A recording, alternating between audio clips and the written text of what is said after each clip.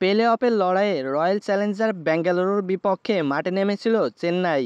হারলেও সমীকরণ ছিল প্লে অফে ওঠার। তবে এমন সহজ ম্যাচে বিরাট কোহলিদের কাছে পাত্তাই পায়নি চেন্নাই সুপার কিংস। চেন্নাই টসে জিতে বিরাট কোহলিদের আগে ব্যাটিং করার সুযোগ করে দেয়, যেখানে বিরাট কোহলির আগে ব্যাট করতে নেমে দুর্দান্ত ব্যাটিং শুরু করেন। ২০ ওভার খেলে মাত্র ৫ উইকেট হারিয়ে সংগ্রহ করে ২১৮ রান। ২১৯ রানের টার্গেটে ব্যাট করতে নামা চেন্নাই সুপার কিংস প্লে অফে ওঠার জন্য শেষ ২ ওভার দরকার ছিল ৩৫ রান। সেখানে ম্যাচে জেতা নয়, প্লে অফে ওঠাতেই ছিল গুরুত্বপূর্ণ। তবে এমন মুহূর্তে শেষ দিকে মহেন্দ্র সিং ধোনি ও রবীন্দ্র জাদেজা যথেষ্ট চেষ্টা করেছিলেন, যেখানে শেষ ওভারে প্রয়োজন ছিল ১৭ রান।